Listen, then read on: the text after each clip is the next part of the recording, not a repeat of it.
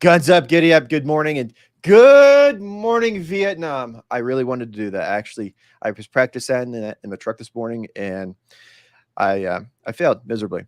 But that's okay because Eric is on a boat. You have myself. I'm dead leg. Kiefer with you this morning. We're going to be talking about uh, the gangs in Colorado. So when we're done with the show today, I'm going to go get jumped in to get my gang colors. So I heard that you have to pick a gang, so make sure you don't get beat up. So Colorado gangs, we've got that in here. Colorado and Chicago. The Hells Angels involved, maybe, maybe not. We got the Nashville manifesto came out yesterday. They finally released it. A little hypocritical then.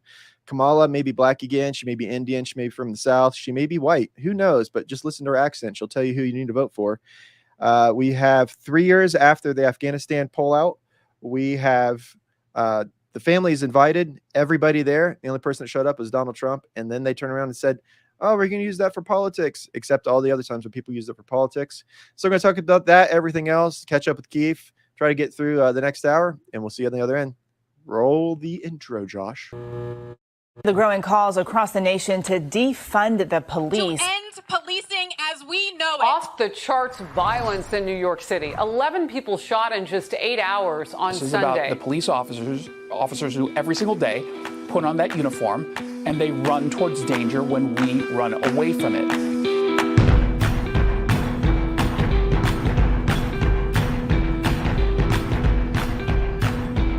I'm on a boat and I'm going fast and I'm trying to go as far as I can without getting demonetized, because if we go too far with it, Lonely Island will come out and tell us, hey, we need money for the royalties from that show because you sing that so close to the actual original that it's copyright.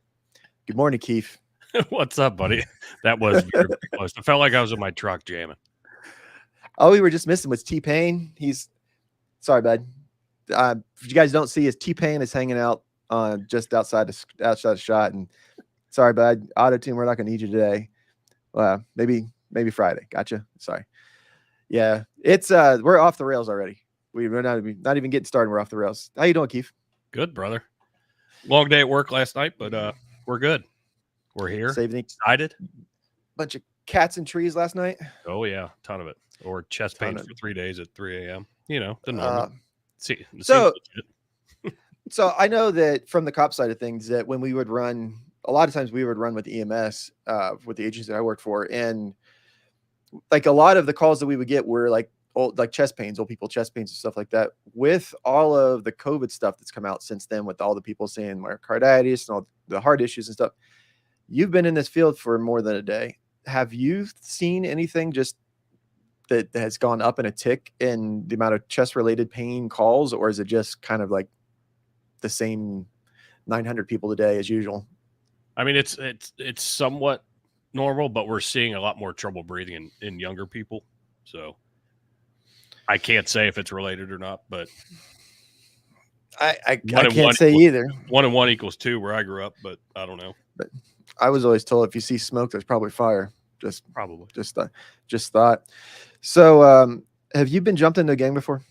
No, I haven't. Unfortunately, I mean, it's on my bucket list. I would move it towards the end because right. The retirement program is not very good. Right. The 401k they've got set up is not great. So we've got the club that I'm in. We don't necessarily ascribe to that plan, but maybe I'll put that in our operating policies. Well, because you guys are technically a gang, because the gang's 3 or more people with an organization with a great cause. So you guys have patches and the whole 9 yards. You're basically the Hells Angels. Oh man, you are an extension of the Hells Angels. Right there. You are the firefighter. So you know how like the Hells Angels obviously they've got an accountant. Someone's going to cook the books, make sure they pay the taxes, because if not, IRS, that's who's going to get you. It's not the cops, it's the IRS. Exactly. So they probably got an accountant. I'm sure they've got some lawyer that takes care of stuff. So they've probably got a couple like professions peoples on their crew. Do you think they've got like the firefighter side of crew, or like the docs, the EMS guys that ride with them? And if someone goes down, like, oh, we got to turn around and get the doc goes around and runs back on the motorcycle. And we got an AED thing. We got to vote in a road medic. Road medic captain. Yeah, that'd be a great nameplate. So have you had like, is there many like gang problems and stuff out there in Cincinnati area, or has that popped up yet? No, I mean, we're seeing, some migrants, but not to the anywhere to the degree of, obviously border states or states that you live in, the liberal states that are allowing all this crap to happen. But I mean, we're not seeing anything like that.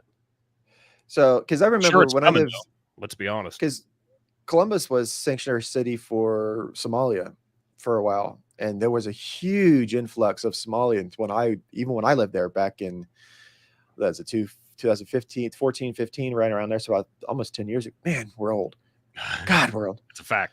Our former mayor made Cincinnati a sanctuary city as well, but they don't necessarily, follow.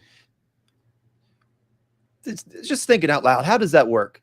You just can declare you're a sanctuary city, so we're just not going to follow that law. So if I declare, hey, where I live at is sanctuary city for car theft, so we're just not going to enforce car theft, or we're sanctuary city for murder. We're just not going to. If you murder someone, good.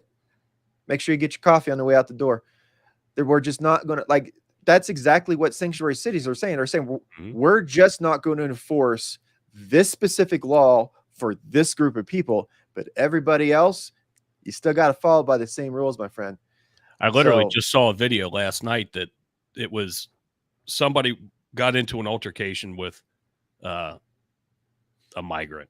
I'll try to use we're not on my show, so I have to be a little bit more careful. Oh, but you don't have to be careful at all here. You know us. Eric's like, I leave for one time and everything's screwed. Bring Kiefer on. But I saw a video where this guy's talking to the police officers. He got assaulted, and he was like, well, we're a sanctuary city. We can't do anything. And he's like, what the hell are you talking about? And the cop was like, literally, dude, I did a double homicide case and literally watched him walk out of the police station. Like, that's the extent of this idiocy that we're living in right now. When these government officials decide, oh, this is a great idea. Maybe for your agenda, but it's not a great idea for your citizens.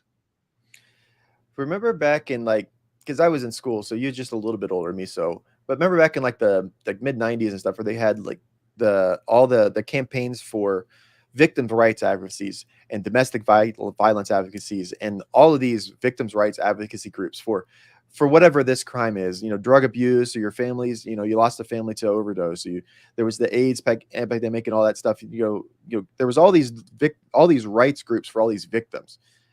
We flipped the script on it. Now we have all these rights groups and for these advocacies to bail people out of jail. The person running for president for the Democratic Party literally did that for people in Minneapolis. The tweets are still out there. Hey, we'll send money for your bail fund to get you out of jail for breaking the law. Like, we're going to have this sanctuary city. We're not going to lock you up for that. And then if you get locked up for this other stuff, we're just going to bail you out for that. Right. So what do you have to do in some of these cities to get locked up? Just not be the racial minority? Is that what you have to be? You just have to be white? Or you have to be paying your bills, or you have to be paying your taxes, or you have what do you have to do to get locked up? Where's the victims' rights in this? If we go back to George Floyd. All of that came out, the original, the charges and all that stuff. He beat the shit out of his girlfriend. Mm-hmm. Where's the victim right? And I believe she was pregnant. Where's the victim rights for that? Let's put a memorial up for her. Well, that doesn't. But no, that doesn't work. We're gonna do all this other. So here out in Colorado, we've had. I wanted to ask you because I can't remember what's the distance between Aurora and where you're at. So where we live currently, it's probably about an hour or so. But where my wife works, it's about 4.5, maybe 5 miles from the border. So she works downtown in Denver, and Aurora is on the east side of Denver. And it heads out towards, once you get going east, you head out away from the mountains. So that's where a lot of that is. But earlier this year, my mother-in-law is learning English, and she's got some friends from her English class. And one of her friends from English class is from China. Go figure. And they come to the country. She wanted to buy a car. So my wife is helping with the translation, and I was helping explaining with the financing and all that stuff. So I was helping them buy a car. So she bought a car from a place in Denver. And when we were down there, we went for the test drive. When we went for the test drive, we pulled out onto the road, and the road's like 4 or 5 lanes wide, and it's one way. Come up to the traffic light. As soon as we get stopped, there's like 35 to 40 people that come out into the parking lot, or out into the road. Out into the road. This is in January or earlier this year. They all got their squeegee bottles and they're trying to clean their windows for money. Like, one side of me says, okay, you're begging, but you're not begging. You're actually doing something. So you're paying for a service, but I'm not asking for this. My windshield wipers work just as fine. I don't need you to touch my car. Stay away. But 30 to 40 people come out. That's an entire platoon in the military. Right. An entire platoon at one intersection. Okay. So we go on the test drive. We come back. As we're coming back, we come around the backside of the dealership. And on the backside of the dealership, there's a gas station. On the backside of the gas station, there's probably like 50 or 60 people. There is a good amount of people.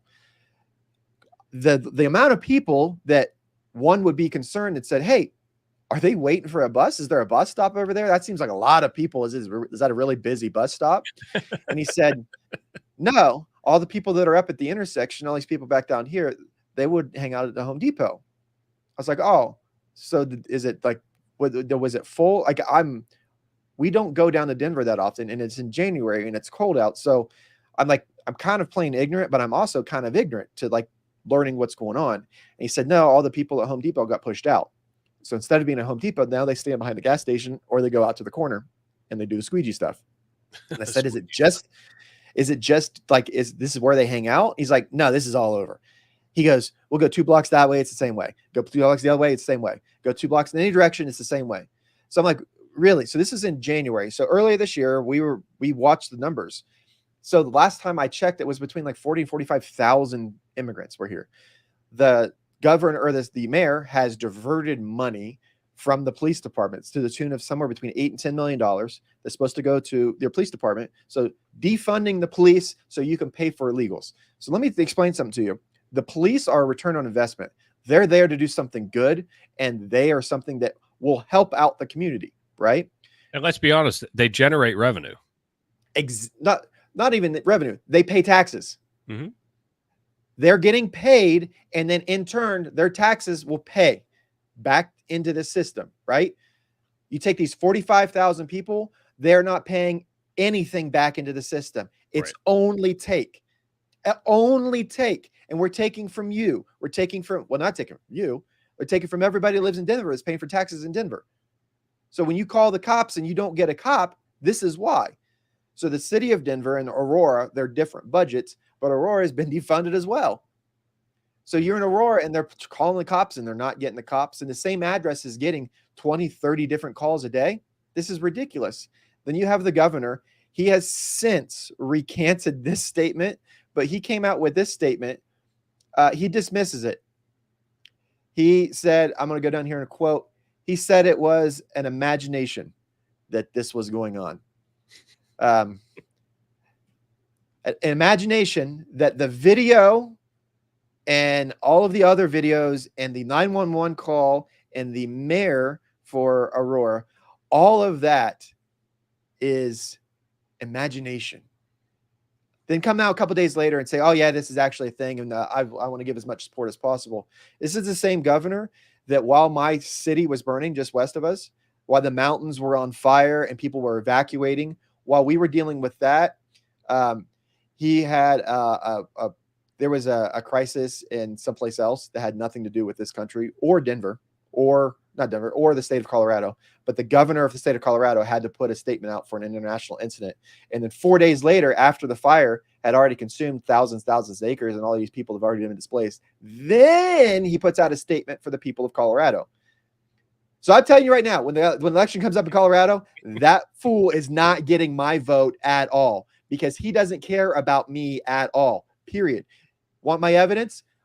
We were on fire and he was dancing around for some other country. We were literally having AK-47s coming to your door, and that was imagination. You didn't really see that. And I don't know if you have the video that I sent, but is it imagination of that lady and the way she locks her door? And that's just one. Yeah, that's just one of many. Yep, we got it. Okay, Here we go. Come home. We have to do this every time we go outside to take out the garbage. Every time we try to go to bed at night, we have to keep it like this so nobody can kick in. It's pretty ingenious, actually. Yep. So they've got it's the a slide fireman's bolt. nightmare, but pretty Yep. ingenious.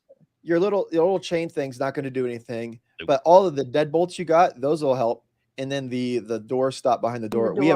We've got that door stop. My wife got it because she's just paranoid. We've had it since we had it since before she had it since before we were together. And somebody easily can say, well, how do you know that lady's actually from Aurora? There's multiple out there. So even if that one isn't, there's multiple out there that have, like, because of that question coming up, because we have to question everything, that we see on the internet nowadays, are holding up, bills or, with redacted stuff, with addresses. So she's not the only one. And these poor people that are just getting terrorized. Yeah, it reminds me of Police Academy when the biker gang rolls up and then just starts taking whatever they want. They're looting and everything else. I mean, that's exactly what's happening with these pieces of shit. Because here's what I don't want to point out. Okay. There's absolute lawlessness there. So what's stopping anybody with half a brain to go, okay, well, I can apply my brain power to continue to not being caught or prosecuted for committing crimes, and I could become a criminal kingpin. I could have all of this theft stuff could come to me. I could be the big drug dealer for the community. I could become a sex trafficker, because we are just not doing a fucking thing about any of it. Unless you're an American citizen paying taxes, then you're screwed. Right.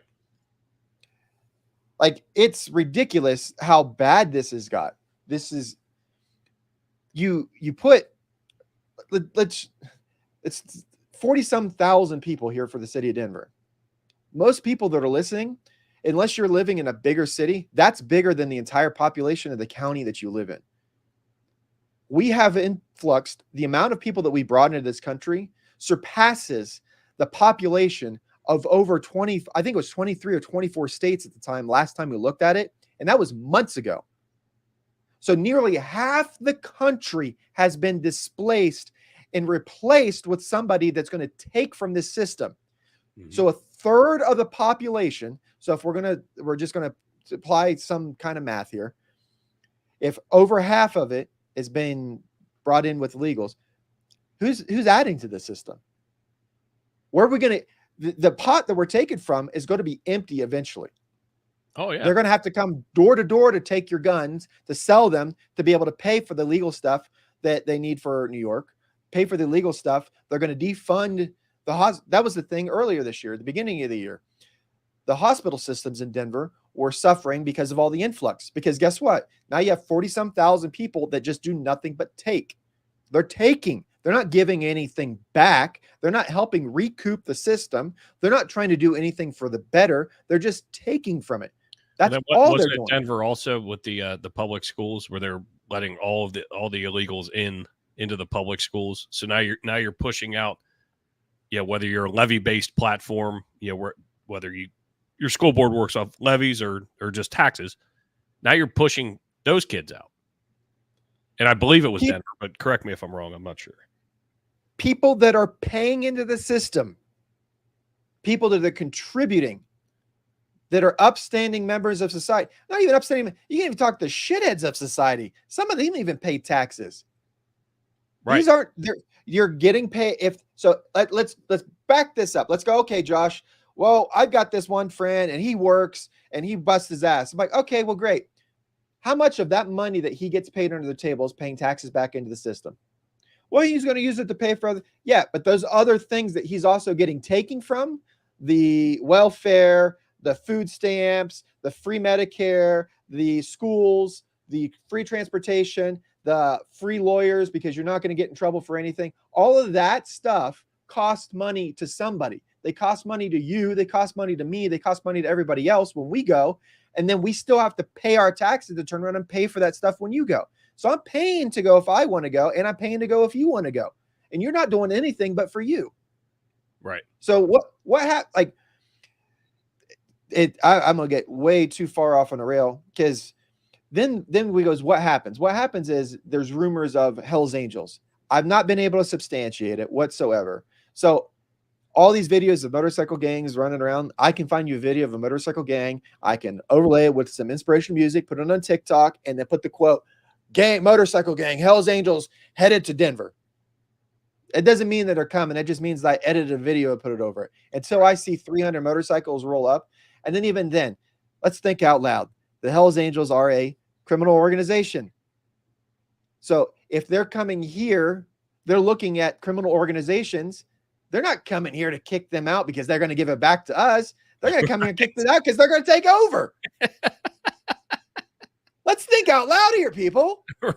We're trading one gang for another. At least we'll be able to communicate with them because we speak more of the same language, but still, we're trading one gang for another. This is where what I was stating earlier, where we have to fact check everything, because when you see it, and obviously, so people are getting their news from social media, a majority of the time. Logical people are not doing that, and they're checking multiple sources, and especially doing this, whether it's on this show or on Last Call or any of the Failure to Stops. I look at at least two, hopefully three different sources before I say something. Now, granted, I'm wrong probably most of the time, but I'm okay with that. That's the majority of my life. But you see all this stuff, and that's right before we went live, I was like, I don't know if we can substantiate it, which I don't think we can, but yeah. I love the idea of it. I love the idea of just bringing in some fucking dirtballs in to beat the shit out of them, kick them out, and then, but like you said, they're not going to be like, okay, guys, we're going back to our homes. We're going back to our different clubhouses. That's not the way that's going to work. It's crazy, because the other thing is we're having their agencies across the United States now. They're putting these bulletins out for these Venezuelan gangs, because it's been reported somewhere between 4,000 to 4,500 members of this gang, the specific gang. I'm very, very cautious, so I'm going to try to pronounce this and understand that I'm very bad, and I'm probably going to do this really. I'm just letting you know that this is probably wrong. Tren de Agria, Aragua. Here, I'll just copy it and I will put it in the chat and I'll put it on the screen. If I only had a producer, but usually I do this while Eric talks. But this gang right here, they've got somewhere between 4,000 and 4,500. Yeah, what he said.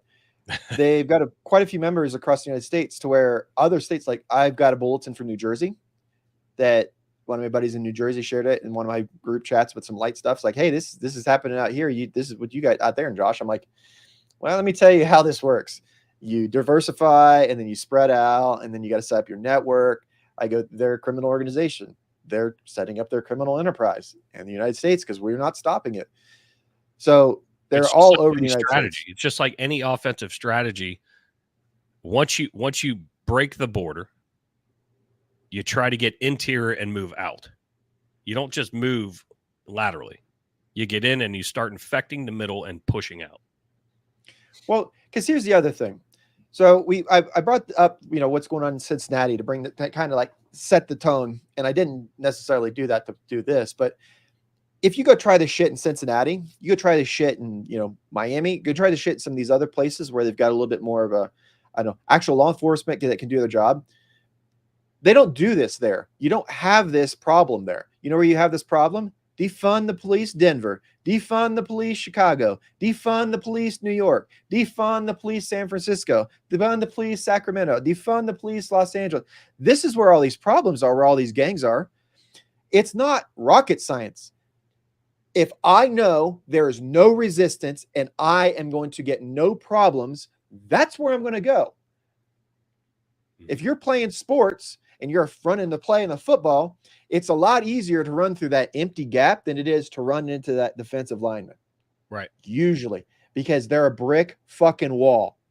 So when you run into a police department, or you run into a city that's got a spine, they're going to actually do something about it. And they realize, hey, If we put all these people in jail and hold them, they're not out there criminalizing our people. And then we don't have victims. Then we don't have this problem. We hold people accountable for doing their things. And then we, victim rights for the victim rights. We take care of the laws that are on the books and we have a good day. We don't give out free handouts. The thing about free handouts, there's people and you're going to come on a hard time. There's a need for that. It's absolute need. But humans, there is a certain population of people that they are just venomous scum of the earth, period. They do nothing but take from society.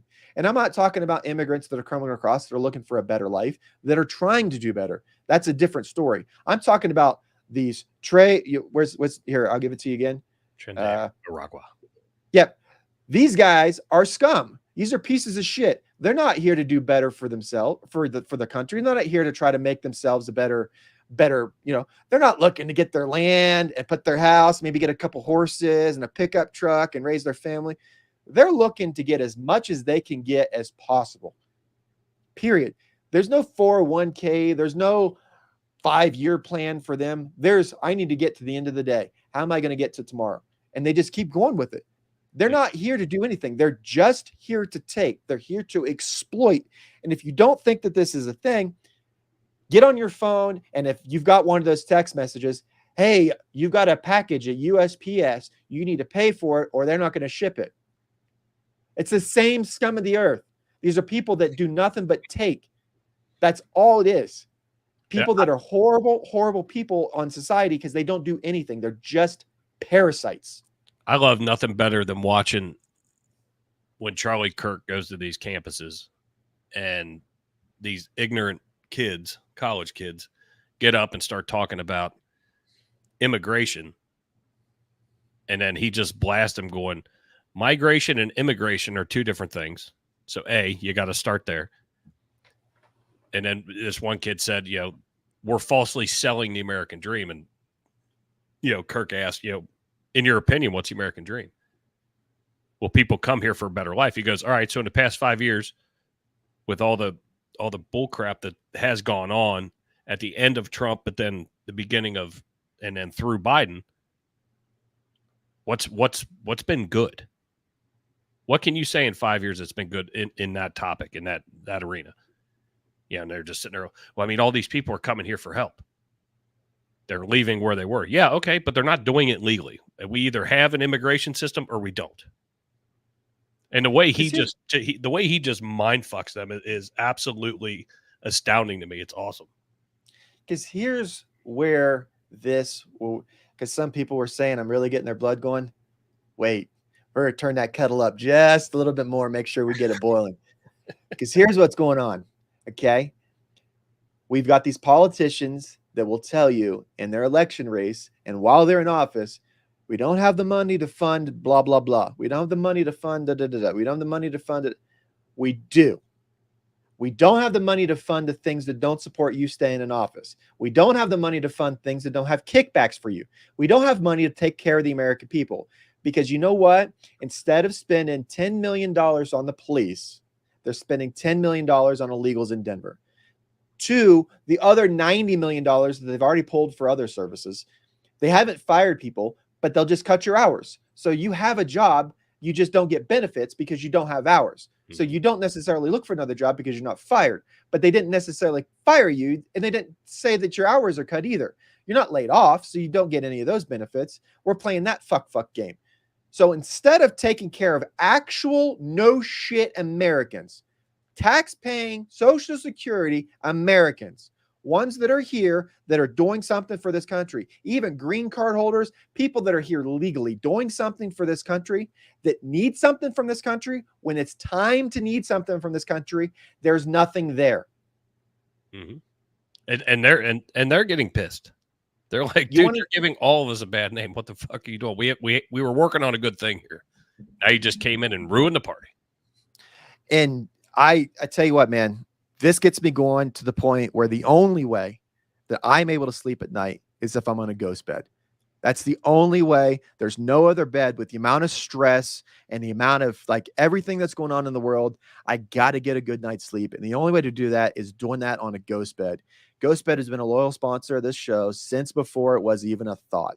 They stayed with us through Drinking Bros. They stayed with us when Mike was on. They stayed with us when Drew was here. And for some reason, they keep staying with us while I'm here. But they're with us. GhostBed.com/Wolfpack will get you 50% off. Everything they have, the GhostBed cooling pillows. You know what they say? The best side of going to sleep is having the cool side of the pillow. Mhm. Every side of the pillow is the cool side of the pillow. True. Very true. Like, how can you not be great like that? You hit the lottery every time. It's like waking up in the morning, like, oh, wait, I'm an American, 1776. Bingo, Yahtzee. There's number one lottery. Oh, I got the cool side of the pillow, both sides, and I'm on my ghost bed. Whew. There's nothing in this world that can bother me. I don't care if there's gangs outside of my door trying to get my money. I'll put a doorstop up there and just sleep comfortably in my ghost bed. You can have your ghost bed. You can have the cooling sheets, the ghost bed pillows. Eric's on a cruise right now and his entire family. He showed me pictures. No, I'm not even joking. We were FaceTiming and he showed me all of the bags they're taking. And there's bags of they're just nothing but bags. And a lot of them are literally just ghost bed pillows. So it is a sponsorship. It is an ad. But it's not the hype. The hype isn't just hype. It really is the hype. And the inappropriate things he talks about being on his massager thing. I cannot wait to come back out that way and try it because I don't have the massaging thing. But God, he just talks about the massaging, all the air bladders and getting all those little spots, especially after going to jiu-jitsu and all that stuff. So go over to ghostbed.com/Wolfpack. We'll get you 50% off. And man, all this work up an appetite. You got to stay in it.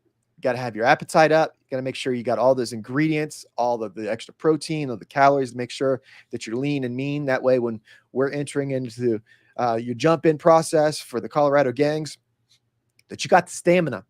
Sometimes people get beat up during this stuff and you got to have the stamina to get through the whole fight and all that stuff. Got the energy. Okay, we got you. Factor 75, Factor Meals. Use Wolfpack code Wolfpack 50 will get you 50% off your first order.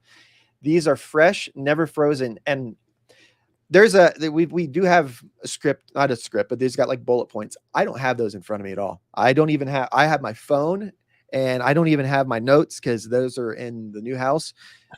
So when I say that we're kind of off the rails this morning, we were really off the rails this morning. So when I tell you that talk about Factor Meals being fresh, not frozen, this is literally from my memory. Box comes, it's a great big box, got all the meals in it. They're ready to go, ready prepared. They have the freeze dried, the ice pack things on them. So they're not, it's not frozen. It's almost like you think that it should be frozen when it comes to you in these packages because it might sit outside your front door, but they've got these insulated things. It's witchcraft. I don't know what they have in there. They got a hold of Harry Potter. He put some spell on it and it stays cold, but it's not frozen. That you can take them out and they're these little box and you put them in your microwave, but you can stack them up all nice and neat right in your refrigerator. They got every little thing of what there is on the front of them. They got all that. I am a very, very picky eater and I'm really bad with my diet with all the health issues I've got. These are great because they have all of the calories that you need, all the protein that you need, all the vitamins that you need, all the stuff that you don't need. It tastes amazing. You just take it out of the fridge, throw it in the microwave. It doesn't matter what kind of microwave you got, whether you are the Kiefer microwave at the firehouse that you got to get on the bicycle so it'll ride it, so to get a little bit of power to go, or you got the really cool microwaves because you're in internal affairs and you put it in there and you just think about it and it just says, your dinner is ready, sir. Doesn't matter what kind of microwave you have. Throw it in there, 2 minutes, bring it out, get your fork, bring it out, stir it up. It is delicious. It's Factor Meals, factor75.com, Wolfpack 50, will get you 50% off. All right. Where are we going next? We were talking about the gangs. We've got all kinds. That's the thing is right now. Oh, we were with the immigration. So this is how it really starts to piss you off with the immigration. Okay. And I've not gotten too much into it. I'm not going to make this whole, it's not that this is going to be a quick story and we're going to go on. I've been dealing with the Department of Veteran Affairs for quite some time, for at least going on 3.5, almost 4 years now. Okay. In February of 2020, the VA cut my benefits. They called me and said, hey, or not January, February. They called and canceled all my appointments in February. They said, hey, COVID's going on. We kind of go pump our brakes, see what's going on. The entire world in February 2020 was doing the same thing. I was like, all right, cool. Well, then they never called back. to make appointments at all. And at the end of the year, they cut my benefits by 20% because I had not been going in any treatment. So I told them that they need to peer review this because that's what my wife does. She's getting her PhD, peer review studies. And the VA said, not only can we not, the decision is final. We've taken too long because of COVID's reduced our hours and all that shit. You cannot appeal it. So I've been dealing with the VA since February of 2020 to get regular care. While I'm dealing with trying to get regular care, it's to the point now I have a congressional liaison that I talk with on a weekly basis to get regular care from the Department of Veterans Affairs. I am an honorably served veteran with combat disabilities, and I cannot get regular care from the Department of Veterans Affairs. While I'm sitting here with conditions that are spreading through my body that have no cure, that cannot be stopped, it's irreversible, while that's going on, I'm reading the Department of Veterans Affairs has processed claims for illegals, for DHS. While I'm doing this, the Department of Veterans Affairs loses money because we defunded it to move things for something else. So veterans who have not just paying taxes, we're not just going the American citizen thing, people that have actually done something for the freedoms of this country, they are getting absolutely bent over, fucked because of this immigration problem. You are not the only one. I have friends here that this has happened to, which I think is just an absolute travesty. And when I tell you they don't care, I have started bringing this issue up in 2021, in 2022, in 2023, and we are in 2024, almost in 2025. So when I talked to my congressional liaison, the first thing I told her, I said, it's one of two things. Either the people in charge know and they don't care, or the people between who I'm talking to and the people in charge know and they don't care. One or the other, because I've been telling people about the issues that I have had trying to get regular care from the Department of Veterans Affairs and can't for going on 5 years now. Mm-hmm. If someone didn't do their job for 5 days, you would get fired. If you didn't do if Keith got a call at the firehouse and he said, nah, fam, I'm not going to that. Yeah, I'm out. That doesn't sound fun. Guess what happens when they come back? Keith, you're suspended. Just fucking go home. Right. And then the chief's going to bring you in the next day and go, hey, what was the deal? I just don't feel like doing that anymore. Guess what? You don't have a job. But people within the Department of Veterans Affairs for the last 5 years, I've been bringing the same issues up. They don't care. They don't. The rest of the world had to start working once the COVID thing, started to subside. The world opened back up, but there are certain avenues that apparently remain closed, and that's definitely one of them. But we have no problem sending money for illegals. We have no problem sending money for this. We have no problem sending money for this. We can send money to Ukraine. We can send money all overseas. We can just send money all these different places. So you want to get onto the hypocritical side of the show? Yes, let's do it. So along with this theme of we're just going to drag down everything, I can't remember how long ago it was, the Nashville shooting. And everyone says, well, it's the Nashville shooting. Because around that time, there was a couple. There was one at the bank a couple days later where the hero cop shot this person like right off of FTO or something like that. It was crazy. So this Hale chick dude shot up a bunch of kids at the Christian school, right? And here's where I don't feel any remorse for, I would say making fun of him, but making fun of him because it killed somebody, a bunch of people, and they were kids. Okay. I reached out to the kids to see what they thought about things, and they're dead. So the victims can't reach out for comment. So instead of trying to, do something for the victims of this murder, we have spent months and months and months and months and months and months and months and months and months of litigation to try to keep this manifesto from coming out. March 27th of 23, by the way. Oh yeah. So well over a year later, my tab refresh. So I'm scrolling so I can pull it up because there's only a couple of them that are open here. If God won't give me a boy body in heaven, then Jesus is a faggot. End quote. maybe that's something that we don't want out there because it enforces it provides. So in crime, in law enforcement, we look for things called evidence. Evidence is things that you use to support your theory. And you usually don't get a theory until you have evidence. You don't work a theory, you work evidence. You follow the evidence. And if the evidence follows you down a specific road, then that's what it is. Because when it comes time in court, I'm not going to sit there and talk about what I think happened. I'm going to talk about what I can prove, what I have in factual evidence and things like that. You use a scientific method, come up with a hypothesis, and then you disprove the hypothesis and move on to the next one until you actually have stuff that leads you down that path. Correct. Yeah. So we have been spending all this time to keep this manifesto from being public. Other manifestos will have it before they've cleared the scene. They're doing the press conference from the parking lot where the shooting happened, and they've got the damn manifesto in a plastic bag. Like, oh, hey, we've got to photocopy this. This is going to be distributed to you guys right now. It's in a PDF format. You can put it on the internet. Good job. But not this one. Not this manifesto. Not this case. Why? Why? Because we know, we have a feeling that the evidence inside of this is going to show, hey, this person was fucking nuts. Absolutely mental case. Okay? So then we're going to go back and I'm going to ask, how much of this was known by the therapist? Because the therapist has a due diligence for patient confidentiality, right? Anything you tell your doctor, you tell them in confidence, right? Except times of credible threat to yourself or others. Okay? And what would you say is a credible threat? If I wrote a statement down in a diary, put a great big box around it, and then big asterisks on either side of it, and that said, makes me think about dying.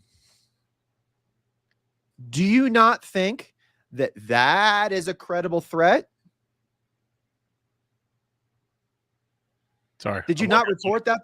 Did you not report that? I'm listening. I'm multitasking because I'm trying to grab a comparison here.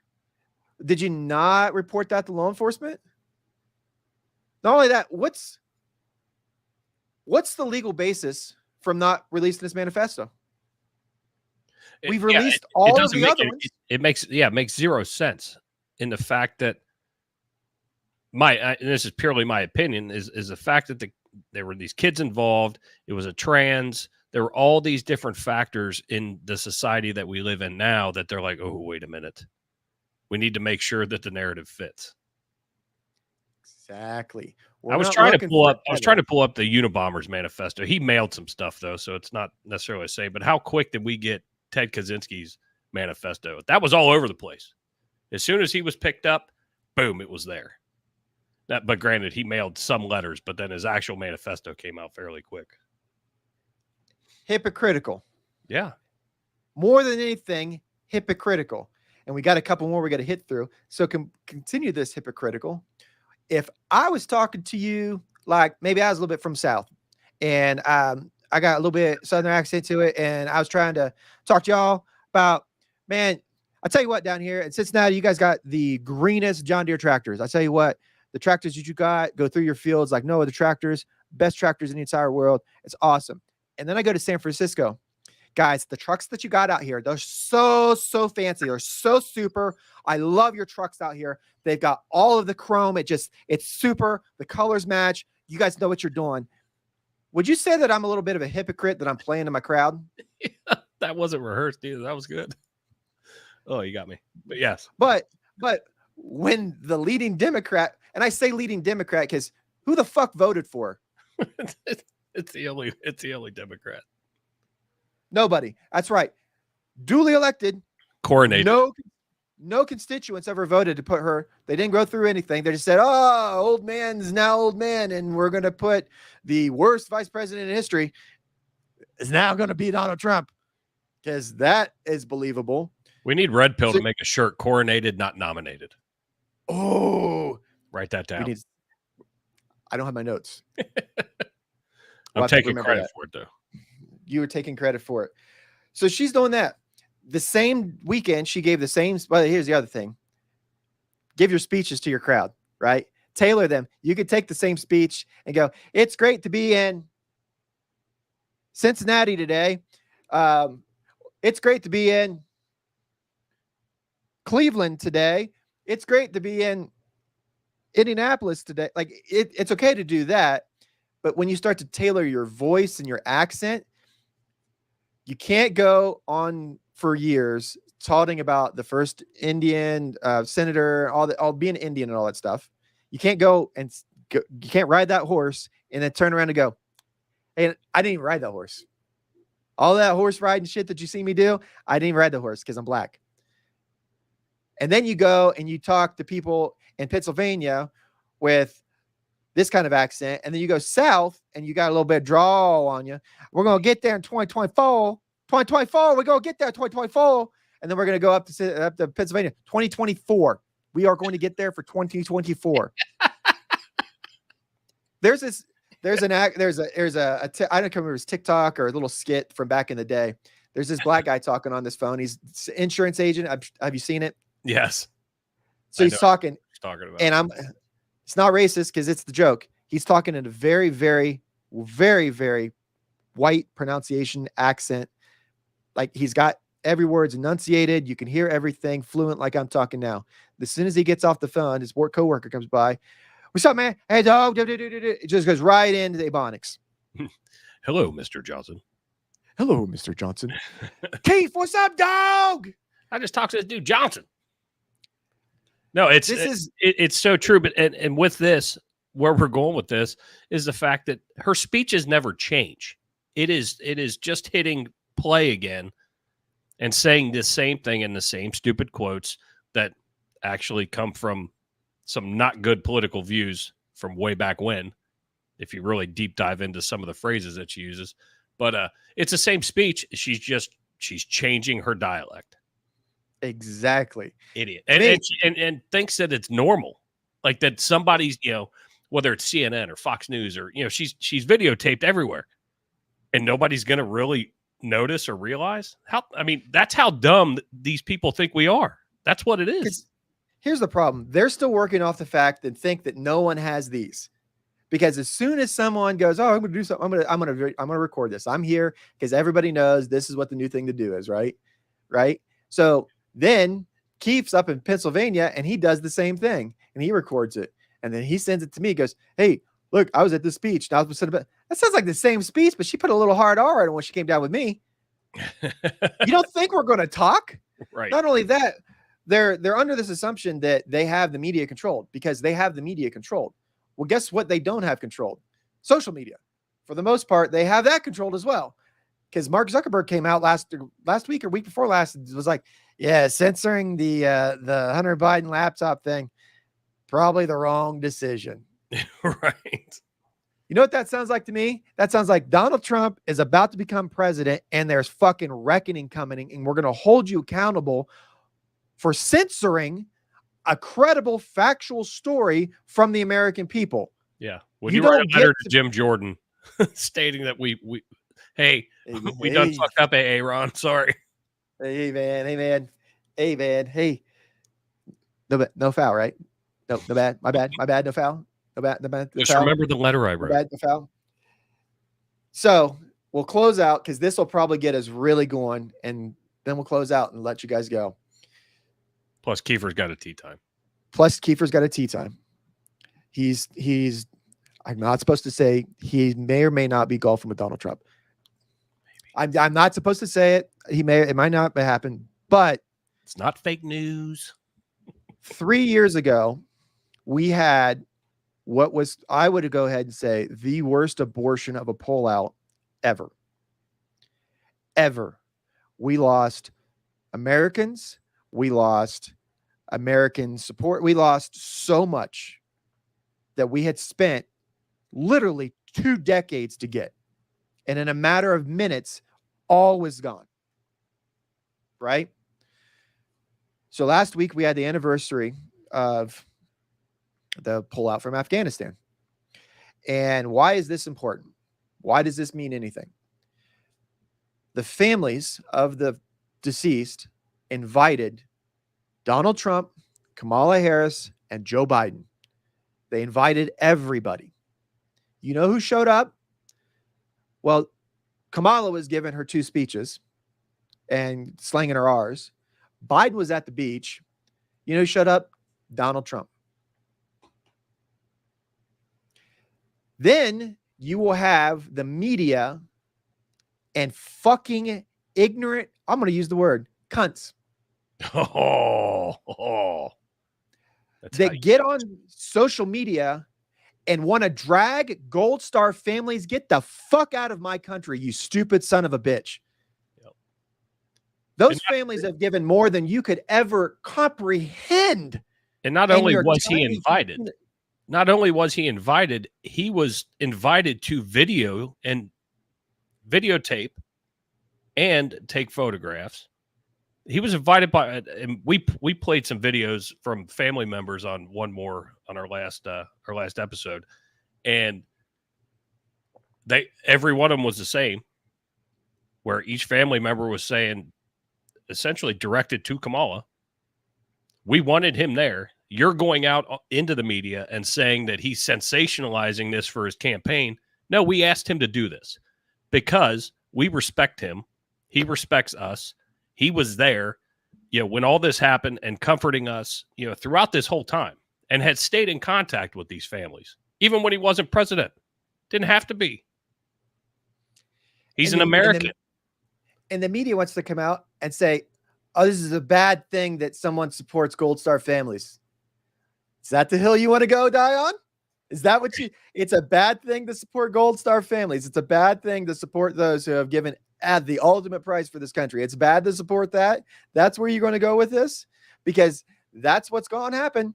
That's what's going to happen in 2024. That's what's going to happen. You can't. It's ridiculous. Not only that, you can't come out and say, "Oh, we're not going to use Arlington National Cemetery as a political thing," and then the internet does the internet and go, "Well, hypocritical. It's not okay when we invite everybody and only one person shows up." So you can't get invited, not show up and go, "Oh, I wasn't invited."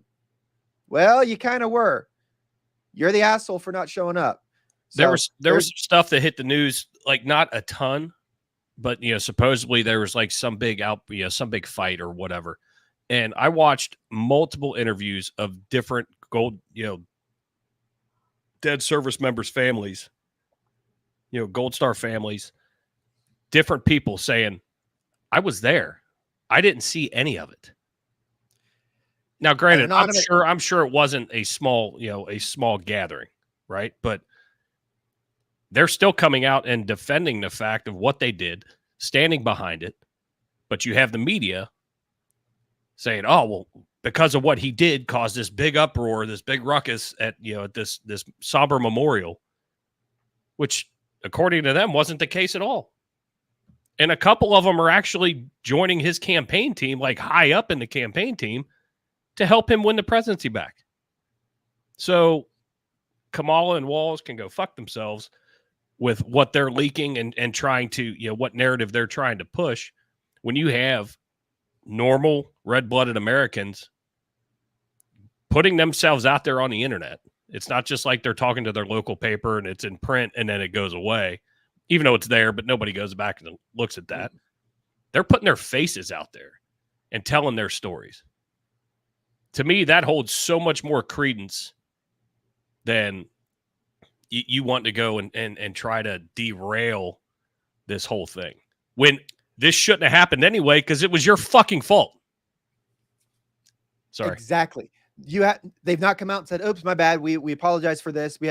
There's Biden checking his watch when they're bringing the bodies off. Like, that's what this administration does. They don't have time for dead Americans that literally gave their lives so you could check your fucking watch. They don't have time for that. And I'll go a step further, with this whole instance, the Afghan pullout, and then especially this, I get fired up because one of our first live episodes that we did was with Lieutenant Colonel Stu Scheller, who was, in the Marine Corps, 17 years, and he voiced up. Now, there's a lot of military guys that don't agree with the way he did it. he broke chain of command, and he didn't follow the rank and file of the way things should have went. But he felt so strongly about the way that our government pissed the bed. He lost everything. And I still stay in contact with him, and we talk, and to know, get put in a brig and know that you're going to lose everything. 17 years of your life plus a marriage, because you're standing up for what you feel is right, which I think most of us kind of have the same sentiment. Now, I wasn't in his position to say that would I do it the same way? I don't know. But he had the balls to do it. So knowing him, and, he was all over all of the, Fox News, all of the major outlets, and, on a book tour and everything else. But after the fact, because he was like, well, shit, I got to make money somehow. I don't have a job. I don't have a pension, or retirement. I don't have health care.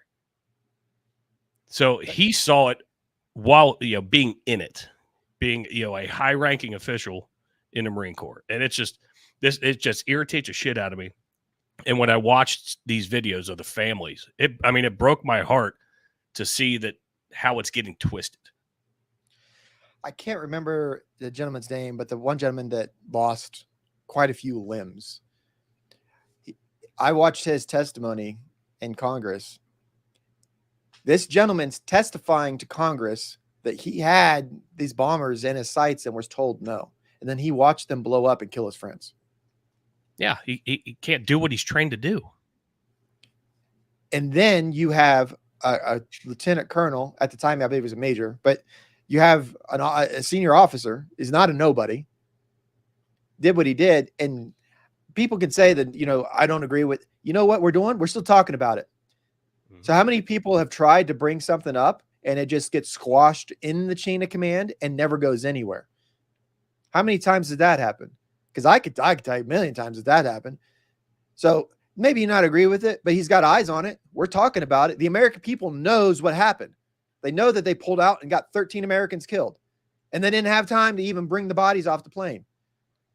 They want you to vote them back into office. And guess what happened a couple weeks ago? They paraded the shit down the streets and videoed it and rubbed it all in our face of all of the equipment, the helicopters, the tanks, Tyler, everything that we left. Billions of dollars worth of American equipment that we just said, you know what? Fuck it. We don't need it. We'll buy new. And we'll give it to, a terrorist organization. Seems like a great idea to me. Spent 20 years. So here we got like 2 minutes and 15 seconds. So explain war. Two things that'll cripple war: communications and logistics. If you can't get bullets to the front lines, and I can't talk to the front lines and tell them what to shoot, it doesn't matter. It doesn't matter how many bullet catchers you put up there. It doesn't matter how many tanks you put up there. If I can't reinforce these tanks, if I can't give them more ammo, I can't give them more supplies. If I can't even talk to them, those two things will completely break down communication. I don't know where I was going with this. What do we start with? That's how you know it's good. Your brain just fried immediately. Yeah. Where did we start with? Got a few seconds left.